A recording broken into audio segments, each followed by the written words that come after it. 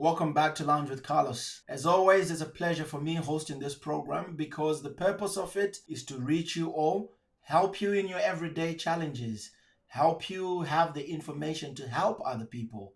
It's all about empowerment. And to kick off 2022 for Lounge with Carlos, we have developed new networks, partnered with other champions of industry in trying to bring you content that is beneficial to your everyday life, things that affect us in many aspects. This program helps to empower people not only to help themselves, but to help one another with the right information and approach to dealing with problems. Now, today's program, we are looking at family violence, an issue that is common in all communities, most families out there. And to the majority of us, we have always thought that family violence is only about the physical violence. So we say to ourselves, as long as we do not hit or physically abuse, there is no family violence. But today we are all going to be educated because there are more aspects around family violence that you might very easily find yourself caught up in that web. But it's all a learning experience. And after today, you cannot hide behind saying, I didn't know, because we are educating you. I hope you enjoyed today's program because we are supported by a specialist in industry. Today, we're joined by Zanetta Hartley, who is a specialist advisor in family violence for Royal Melbourne Hospital. So, Zanetta, welcome to the program. Thank you very much for joining us. And I know our schedules are always busy. It's always hard to make the time. But look, we're here now, and I'm happy I've got you on board.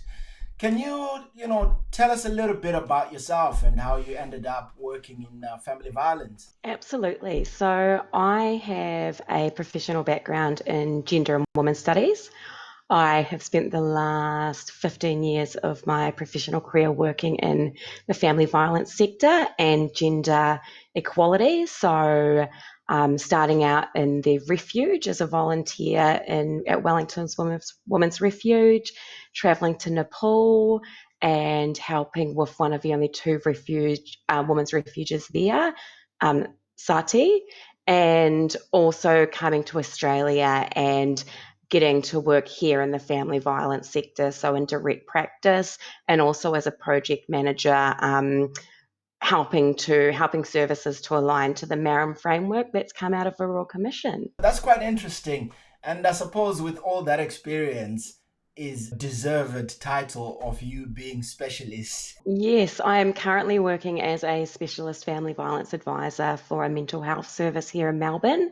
And it's a fantastic role that allows me to work to help the organisation align its policies and procedures to the MARAM framework, help build capacity of staff in identifying and responding, and strengthen networks and referral pathways between each sector. That's quite interesting, Zanetta. And I'm sure through that career line, you've seen different cultures, different communities, societies, and you can draw a lot from all those backgrounds.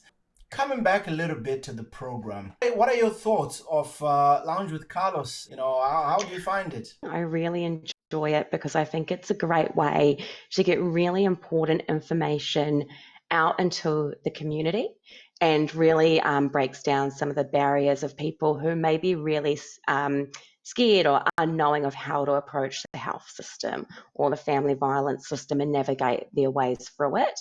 I really enjoyed your one on AOD and look forward to the one on reality after teenage pregnancy.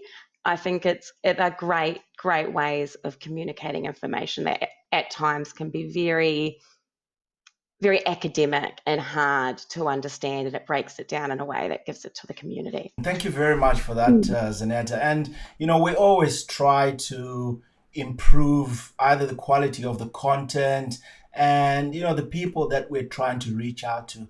Because sometimes I think as professionals we are a little bit guilty of assuming that everybody's in the know. Yet you Yes. realize that there's so many people out there who actually don't know left from right. not necessarily as a fault of their own, but just an element of exposure in itself. And this kind of platform is allowing people to be exposed to that information, to that knowledge, to that experience from professionals and lived experiences. I think it's great. It gives people access where they may not go on a hospital website, or they may not um, go on Google and research this, but they're on YouTube. They come across it, and it's a way to access that information. And I think you're absolutely right there. As a specialist in family violence, it, I really had that period of realizing not everyone in mental health has the same knowledge that I have. So it was starting at that level of what is everyone's basic understanding? How do they see family violence? What is the role of it in their work? What are they already doing to screen and identify? And what referral pathways do they know that we can build on? Mm. And likewise, my knowledge has really expanded in the area of community mental health. And I've learned so much in the past 2.5 years in my role. And I've really, really enjoyed it. I've enjoyed this work. Yeah, that's great, Zanette, and thank you very much for that.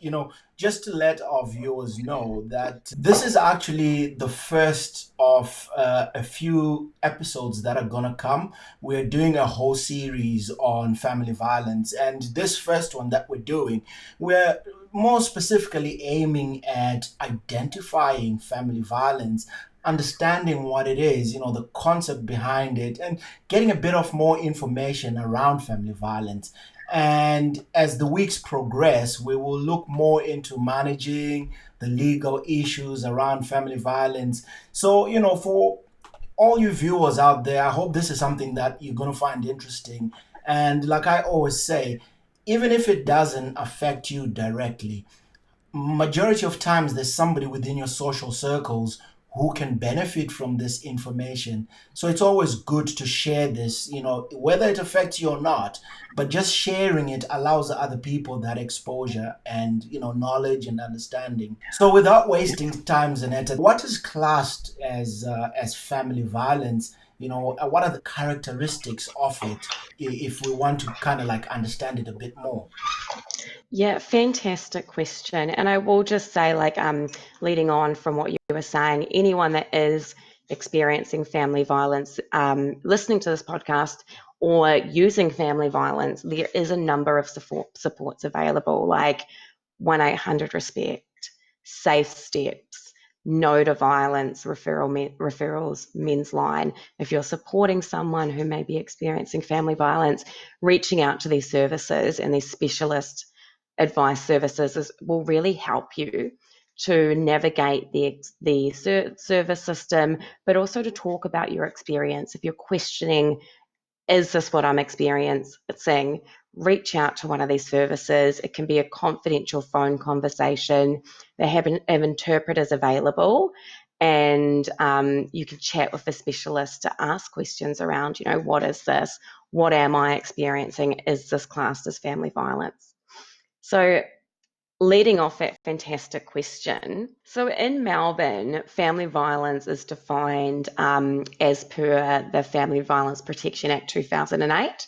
Family violence is a behaviour by a person towards a family member of that person if that behaviour is physical or sexually abusive, is emotionally or physically abusive, is economically abusive, is threatening, is coercive, and in any other way it controls or dominates that family member and causes that family member to feel fear for the safety or well-being of that family member or another person. Okay. This definition also includes family violence being a behaviour that causes a child to hear or witness or otherwise be exposed to any of the effects of the behaviours referred to above. So that means a child doesn't have to be home to be experiencing family violence. It can be the next day they may see, bruises on mum, or mum being really upset and there been a lot of tension in the air. And this definition allows children to be included on IVOs, so intervention orders at the magistrates' courts, and covers a really wide range of family violence. So, not only physical and sexual abuse, but also the emotional, psychological, that coercive, controlling behaviors. This sounds like a minefield in terms of family setups and conversations that happen in the family, disagreements between partners in the family, how to differentiate between you know the norm, I suppose, because at the end of the day, I'm sure Absolutely. arguments are a normal thing, disagreements. So where do you draw the line?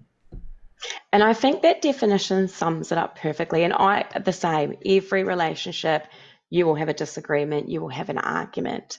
It's normal. But it's when that argument causes, during that argument, one party causes the other party to feel fear. So you can have a Right. disagreement with your partner. You can say, I don't want to watch this TV show, let's watch that one. Or you could have a big disagreement about finances. But it's when another partner makes you feel fearful. And it's about that person and their experience of fear. So ideally, having an argument or a disagreement is, I suppose, to an extent, normal, but you don't want to cross that level where there is an element of threat and fear that starts And fear. infringing into that conversation, into that discussion or disagreement. Absolutely. It's that fear that is when it becomes more than just an argument or a disagreement with a partner, a parent, a carer. So it's that element of fear. So when you're looking at this whole concept, based on the characteristics that you've described to me or to us, does that is there a difference then in the gender element of classifying this? Do you get one gender over the other? Is it open to either sex or either gender? So anyone can experience family violence. Anyone can be a victim survivor of family violence.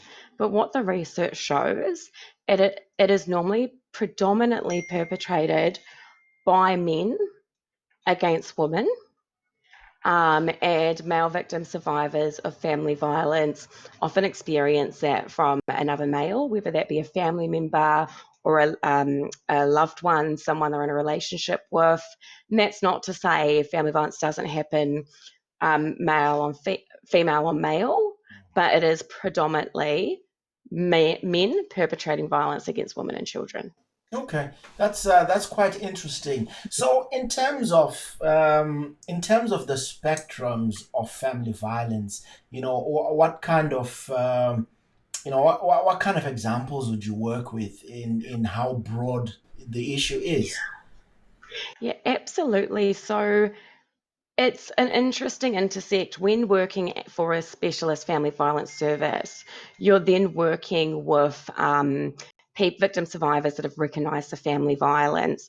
They have an understanding that it's occurring. They've disclosed to a professional of some sort, or a family member, a friend, or there's been a police call out. And working in mental health, we're really at that very start identifying and screening element of it. So it's really talking to people about that psychosocial education. If you're unwell and someone grabs you by the neck, that's not okay. That's abuse. That's not restraining you safely. And those really slow realizations. But it doesn't mean people that don't know they're experiencing family violence aren't experiencing some of the worst family violence that I've seen. Okay, and in terms of the pattern that you find in practice when you're supporting people who are victims of family violence, do you find a common reason that leads to family violence, or the elements of violence? Is there like a common element that keeps reoccurring in the cases that you come across? So, violence against women is distinctly gendered. It's got distinctly gendered drivers. So, evidence points to four factors that most consistently predict or drive violence against women. And these four drivers, as if you go on the Our Watch website, which is an amazing family violence resource. So the first driver is condoning of violence against women. So when society and institutions or communities support, condone violence against women, the level of violence are higher. It also looks at individual men's beliefs. You know, do they condone violence against women? Do they believe that violence against women is okay? And they shift blame. Driver two is men's control of decision making, and limiting to women's independence and public and private safety, public and private life. Sorry. So that's where in relationships men have more control of making decisions. They have a sense of ownership or entitlement to that woman and hold really rigid ideas of what is acceptable female behavior, really constraining her independence, making decisions for her, controlling her power and resources, and that belief that women have a low social value. That sounds like a very excessive element of dominance, isn't it? Absolutely. And again, family violence comes back to a perpetrator and their want for power and control over that victim survivor. So limiting their access to the outside world, you see victim survivors be isolated a lot, cut off from family members, not being allowed to visit because the perpetrator may not, or the person using violence, might say, oh, I don't like your mother, or I don't like what your sister says about me, or you can only go and visit if you visit with me, yet they're never available to visit. Not allowing a woman to have access to money. So if she wants to go to the supermarket, having to ask and having what she spends itemized or looked over, her having to ask for money to buy the kids' shoes or schooling. A lot of these are common in family violence cases. It's interesting saying that because I'm an immigrant myself, and within my own community at large, I have come across many incidences of whoever seems to have the job that is more paying in the family, be it the wife or the husband, girlfriend or boyfriend, whichever the case, seems to have the cases that I've heard and I've come across seems that person has a dominance of making all the decisions, and some lose that teamwork deciding together. It becomes more about, look, it's my money, I'm the one who's working more. With family violence, it's such a broad spectrum. Like every case is different. And, I have seen cases where it is the person that has the most money, again, normally the male, who will have a lot of money and use that as a form of control. But I've also worked with cases where the person using violence has quit their job so that they're home more and can restrict the victim survivor from going out or who she's talking with, or has forced that victim survivor to continue working or actually interfered with their ability to work, forcing them to stay home. So it's such a wide spectrum. And financial abuse, I definitely think you should do a podcast series on it, and I could definitely link you with some amazing people from the sector, especially Wire Women's Service, because financial abuse is just a really insidious form of family violence. Mm. In all fairness, that sounds very interesting, and I'll hold you to that offer, and we'll speak more to it and organize something behind the scene. So, driver number three is rigid gender stereotypes and dominating forms of masculinity. So, really, this whole dominating, like men have to be tough, men have to be strong, boys can't cry, negatively impacts not only women but also males. And it's these promoting and enforcing rigidity and hierarchy and gender types. I am the man. I get to make decisions. I get to go outside. I'm strong. Those are things that do have a direct role in driving men's violence against women. And also, driver four is the male peer relationship and cultures of masculinity that emphasize aggression, dominance, and control. And what you'll see is the Victoria State Government have released a lot of ads where you see men sitting around a table and one is really verbally abusive to his partner on the phone and the males are calling it out. So, what research shows is it's really important that men are having these conversations with female peers, telling them that it's not okay to be disrespectful for women, challenging those behaviors and attitudes and norms regarding masculinity being really centered on aggression and dominance and hypersexuality. So those are your four drivers that are evidence-based in family violence. I must admit, I have come across those kind of incidences of overhearing a colleague or someone having that kind of a conversation with their other half on the other side of the phone, and you can sense that, man, this is some serious control that's going on. Yeah, And I suppose like you're rightfully saying, it's introducing that culture of correcting it at the time, you know yeah, being the right which is friend. hard, which is very hard. And there's some great courses and resources people can go online and find about how to call it out, because we've all been in that situation where there's been an uncomfortable joke or someone, and you just feel like, okay, now I have to tell this person you've crossed a line. Mm. And then they may say, oh, it's just a joke, get over it. But it's really important to say, no, it's not just a joke. It's got to stop.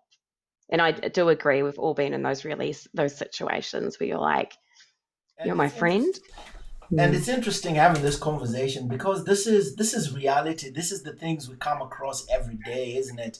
And it's being able Yes. to pick up on them, and now that we know about it, myself, the viewers, now that we know, you can't put ignorance to it anymore. You're kind of like empowered to do something next time. And there's the training is called active bystander. I do forget who rolls it out, but yeah, it's really great on encouraging you that if you do want to call out a gendered joke or a sexist joke, just how to do that. No, thank you very much, Zanetta. I've got a very interesting question that I've been dying to ask. I mean, amongst my many questions, there's one that I've been really dying to ask. You know, in your experience, tell us about repeat offenses and how they escalate. Does it get worse or better for the people who remain hopeful for change? Hopeful that, look, maybe it's just a one off, maybe it's just a couple of times. Do these repeat offenses get worse? What we do see are there are certain red flags that we can look at for Safe and Equal, formerly DVRCV, have released their 2021 red flags, which is a list of family violence risk indicators for homicide and abuse. With repeat offenders and people staying in a relationship, hopeful for change, whether that be whatever that family violence looks like, the reality of that is really on the person using violence. Things will only change when that person takes accountability for their behavior and then takes accountability for changing that behavior. So, linking in with a men's behavioral change group or a woman's behavioral change group, positive shift, or ringing no to violence in the men's referral line, speaking to other men, reaching out and getting help. Unless that happens and the person who's choosing to use violence isn't willing to stop, there are certain cases where it does escalate, especially around, when a woman is pregnant for the first time, new pregnancy, we see high escalations. Women's trying to leave a relationship is a really high risk time, especially when that perpetrator is losing their power and control. So it is on that person who's using violence. If they want to change and they're actively seeking the help to Mhm. change their behavior, then yes, it can possibly change, but it's not anything to do with what the victim survivor is doing. It's that perpetrator who's using violence. That's interesting. So, at what point then does one report or seek help? As they might excuse the first incidents as a mistake, or maybe not want to get their other half into trouble, with the law. When would you say one should escalate this problem and seek help? I would say to anyone listening, if you have an inkling that what you experience might be family violence, call a support line. Call, if you're in Melbourne, Australia, call 1-800 RESPECT, call Safe Steps. Have a conversation with your GP or a doctor, someone you trust. Don't hold it in, whether it's the first time, whether it's the fifth time or the 100th time. If there's someone you can trust, a professional to take a record of it, is always really, really wise. If you don't feel comfortable to go to the police, I would always advise a victim survivor to report to police. But if they don't feel comfortable, your GP is a great option. Or, your mental health practitioner, someone in the ED. If you're an adolescent and you're in school, talking to one of your teachers or a student carer would be really advised. Just speak to people. If something doesn't feel right to you, you can go on the lookout, and they have quizzes for young people. Am I in a violent relationship? Just talk to someone. Just if you have a feeling, you don't have to wait. We have ways where some women get to the point where they can ring and reach out to a family violence specialist service, but that's also a massive barrier for some women too. If you are worried your children, you're going to reach out for family violence help, and your children are going to be taken off you. If you come from a place where you didn't trust police, or you're an Aboriginal Torres Strait Islander male, and you know that males are criminalised much higher than white males, and therefore calling the police could lead to greater chances of arrest and criminalisation, and you might be really fearful to engage with those services. So I think why podcasts like this are great is they really help us break down those barriers. And that's Talk to someone. If they don't believe you the first time, talk to someone else who does believe you.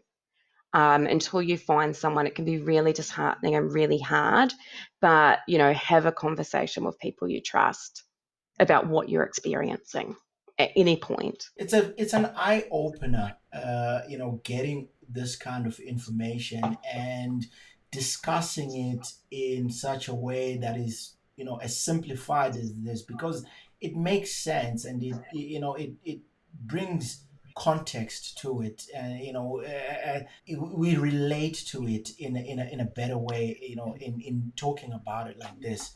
Now, there's something that we always overlook sometimes as parents or as adults in a household, when we have arguments, disagreements, and maybe to an extent the violence, be it physical, emotional, psychological. Now, where I'm trying to go with this question is, since as you're working in family violence, I'm sure you've had incidences of children having problems at school. Can you just tell us a little bit about that correlation of these problems at home manifesting in child behavior at school and affecting other people's children in the school area? So when it comes to children and their behaviours at school, what's the great thing about the MARAM framework, so the Multi-Agency Risk Assessment and Management Framework. This was created in Victoria. It is a framework that's created for identifying and assessing family violence across multiple sectors. So they will roll out across schools, where they'll help teachers and other professionals be able to identify and screen for signs that a child might be experiencing family violence. And what we do know is, if a child is experiencing family violence in the home, this can come through with behaviours in school. It could be the over perfectionist behavior, where someone achieves, puts a lot of the stress on themselves to be perfect and be a high achiever. And it can also be out, causing disruptions in class and not being able to settle themselves when it comes to that window of tolerance, or regulate their emotions because of what's going on at home.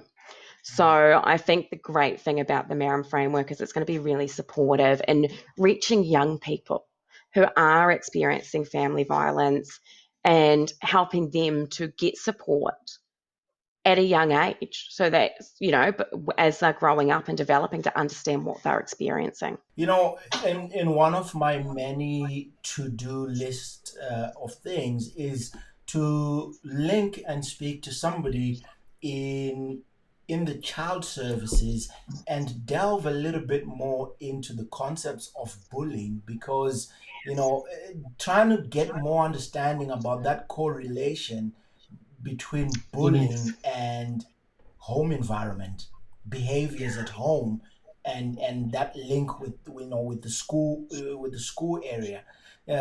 So that's one for the future. That's an amazing one. It would be really interesting to also look at how that's changed now with technology Yes, and the impact of being able to bully kids at 100%. home. Yeah.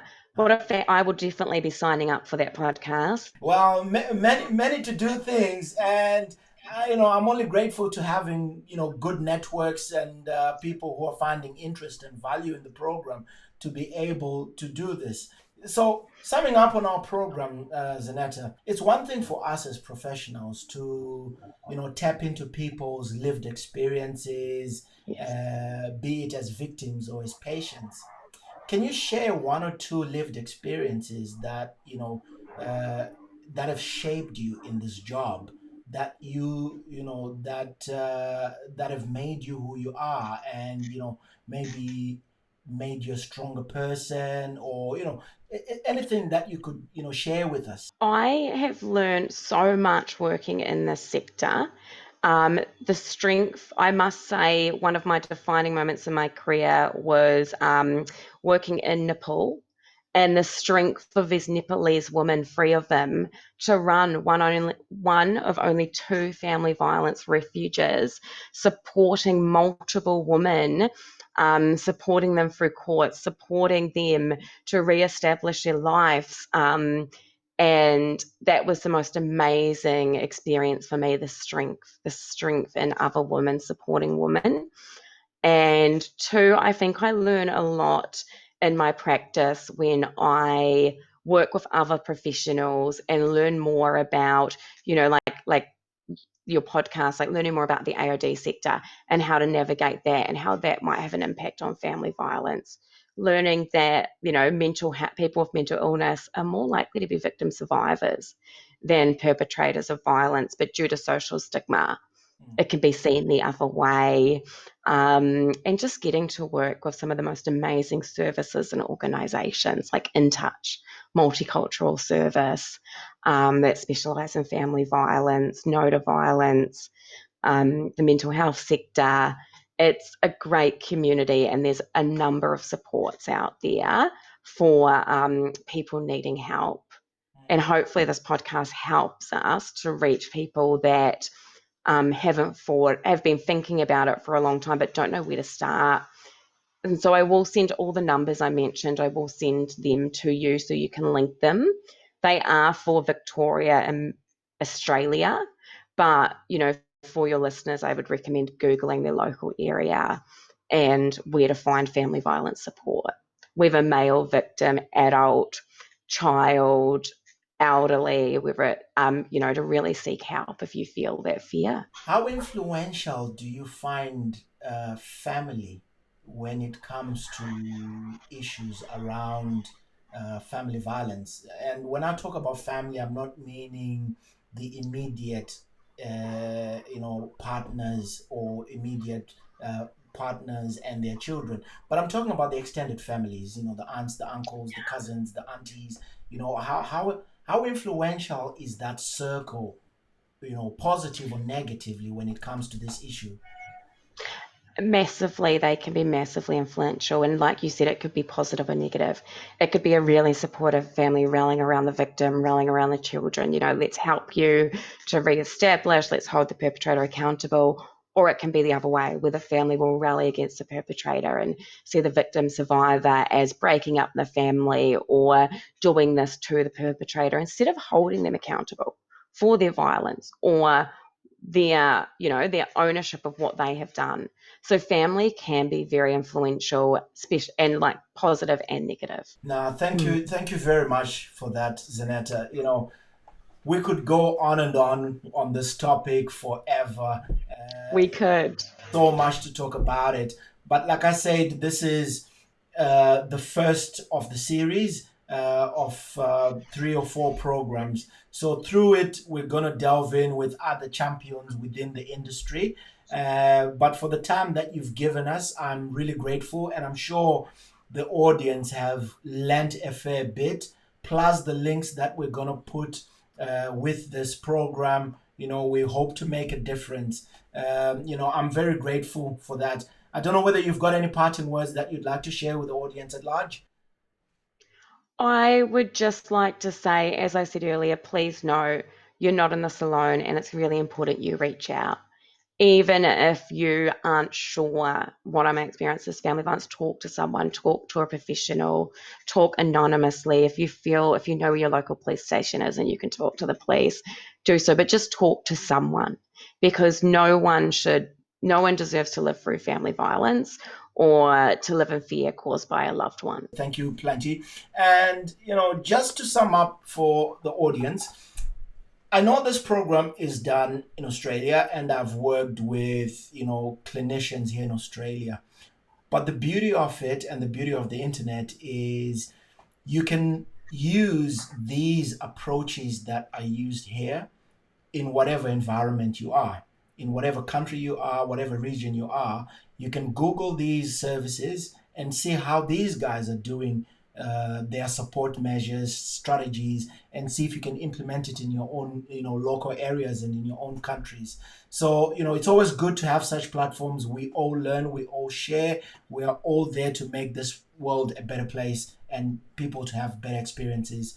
So, thank you again for watching, everyone. It's been a pleasure hosting this episode, this program. I look forward to the next week. Thank you very much for watching Lounge with Carlos, hosted by yours truly.